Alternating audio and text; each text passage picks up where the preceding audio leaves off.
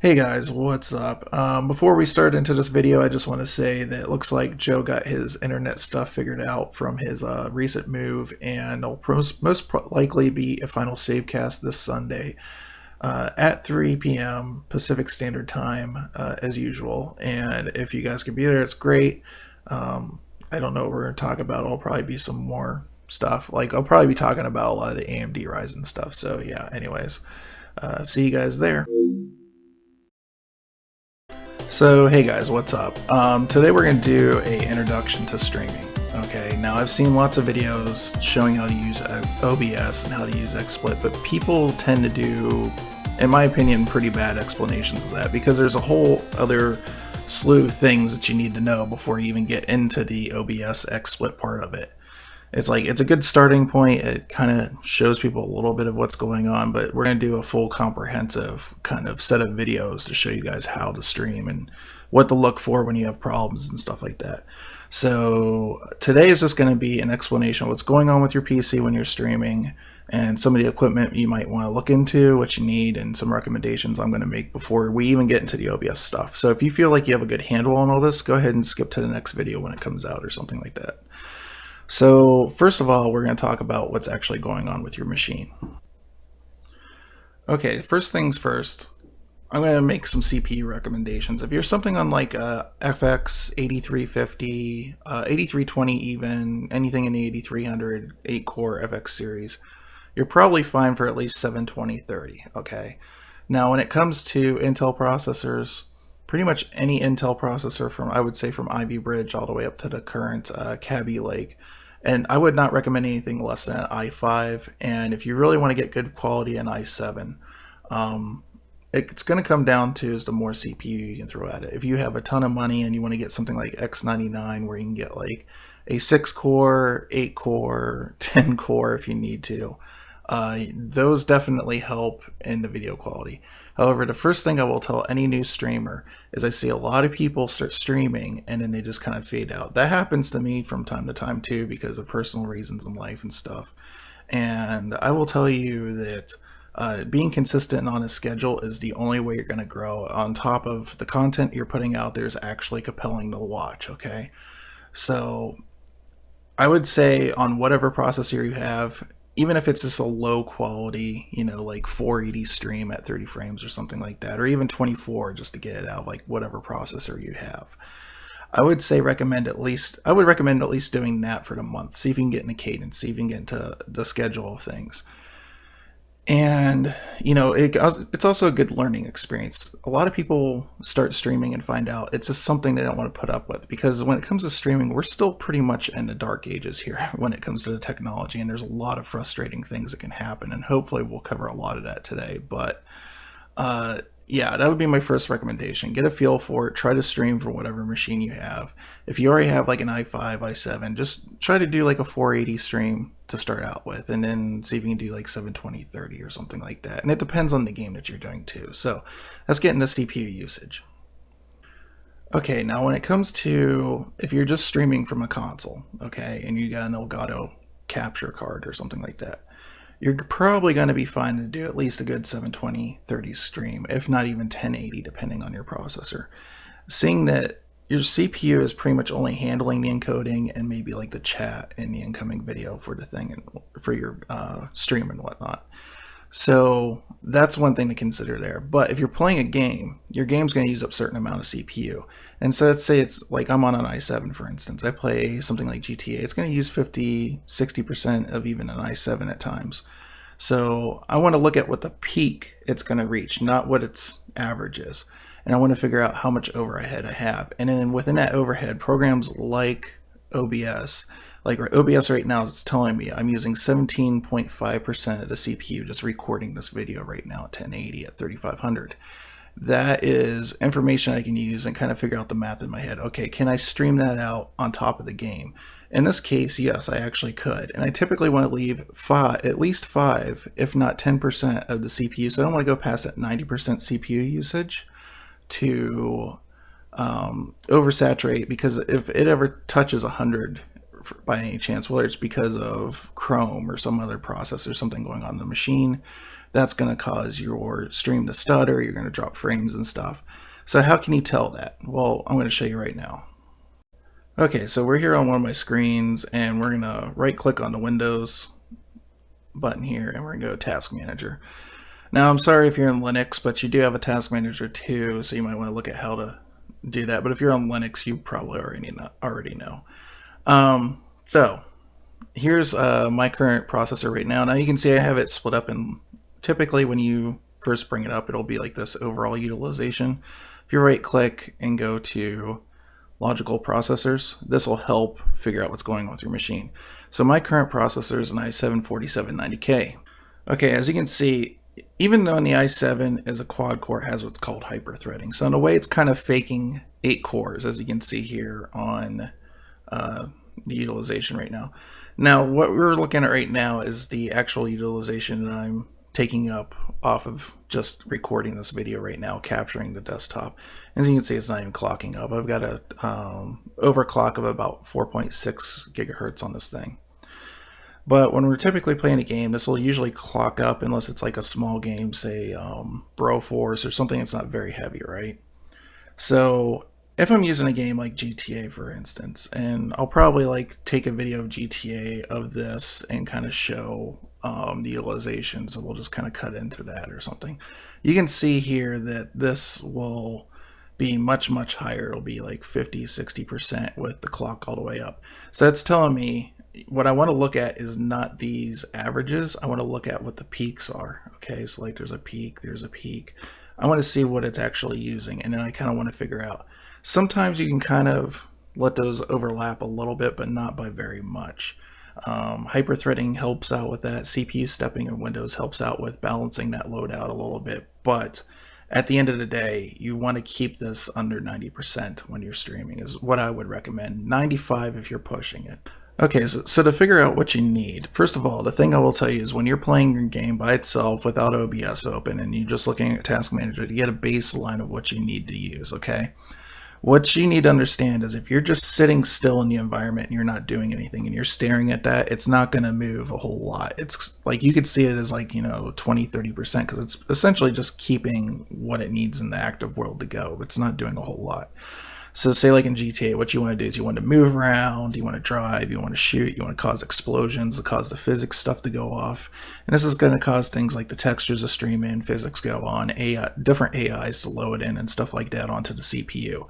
And this will give you an accurate read of what your top overhead is going to be, okay?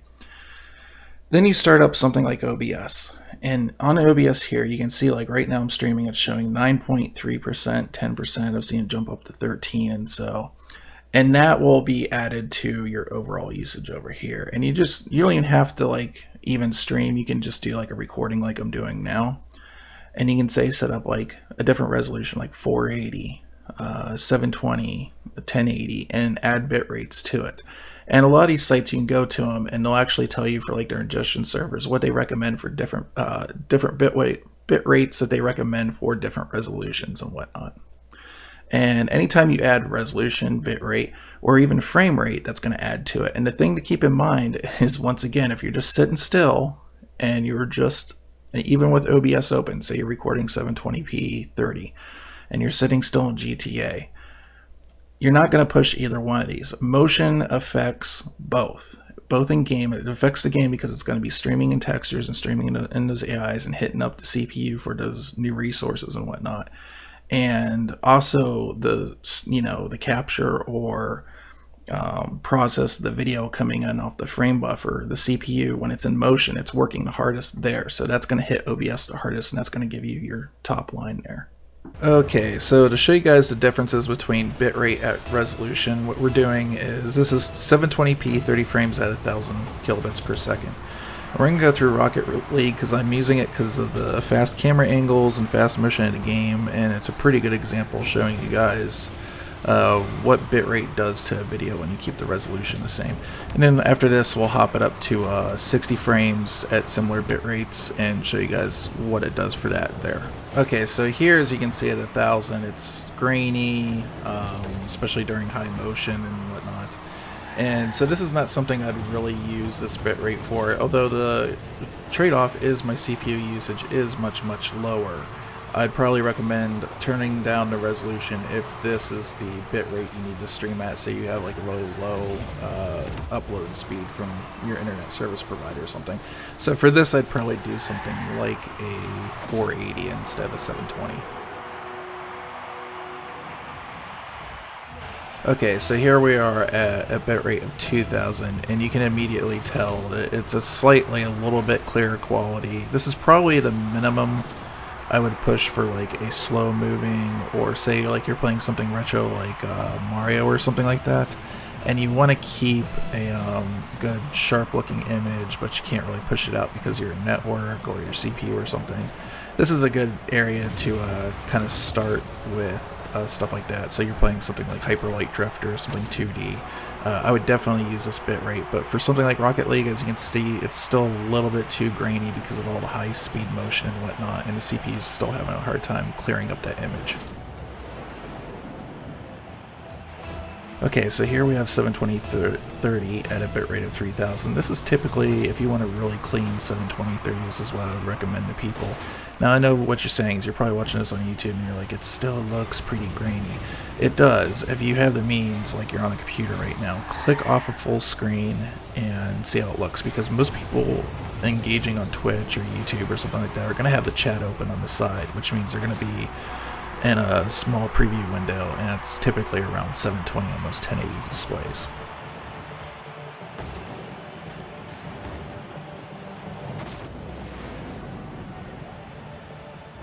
Okay, so we're at a bitrate of 6500 right now, and what I will tell you is, although it's starting to get close to what I would use for recording here at this resolution, but what I will tell you is I wouldn't stream at this. I'd try to keep my bitrate still rather low, because there's still a lot of people out there with not really good internet in this country and other countries too, and you're still kind of limiting your audience by doing that. So general rule, I would not recommend anything over 3500. Okay, so we're at 720/60 right now, and we're at a bitrate of 1000 kilobits per second. And as you can see, it looks really bad. This is an example of your bitrate being way too low for the resolution and the frame rate that you're doing. So this shows you how low frame rate is. You can't just set the resolution and the frame rate and think it's going to be pretty. You have to take into factor what kind of bitrate you're pushing out. Okay, so you guys are getting the basic idea. So this is at 2000 kilobits per second, and we're just going to ramp up. We're going to go 3500, which I normally stream at this bitrate, and then we're just going to go balls to the wall 6500 and 10,000, so you guys get the idea.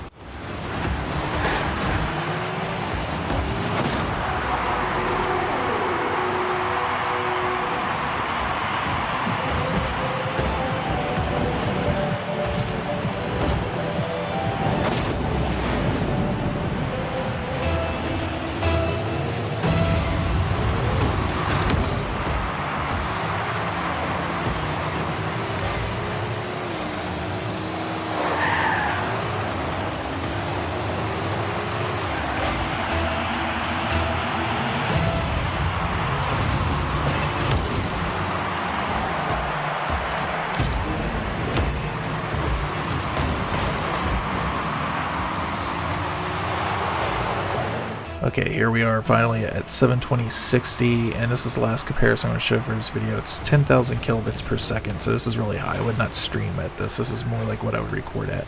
And hopefully after YouTube does its weird video compression stuff and all that, clarity's still coming out to you guys fairly well. But the point I want to make here is hopefully you guys have learned that it's just not resolution, it's resolution, frame rate, bit rate helps out a lot in clearing up the image. There's a few other tricks we can do here. We'll do that in a more advanced thing when we get to like OBS game show. But hopefully this gives you guys a basic understanding what you're doing here, how to balance your CPU when you're setting up your streams and whatnot. And yeah, so let's go ahead and finish up this video.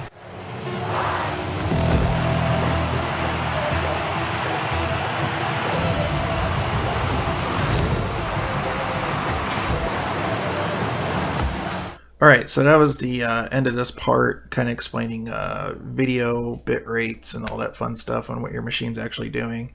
I'll upload a second part with that tonight that's supposed to be like recommendations for like different equipment to get used just starting or whatnot. And then we'll do like a separate video for OBS and game show setup and kind of explain like the different services. I'll have to do a video on that, like explain how their ingest servers and all that stuff work, because it's all very complicated and we're all in the dark ages of this, ladies and gentlemen. So there's a lot to know and understand to get the best video quality and service out to your viewers and whatnot like that. So with that being said, if you like this video, give me a thumbs up, give me a thumbs down, and hopefully you guys, this multi-part thing will make it easier on you guys. It's almost like sitting down taking a class for a day or something like that is what I'm hoping. So anyways, I will see you guys in the next video later.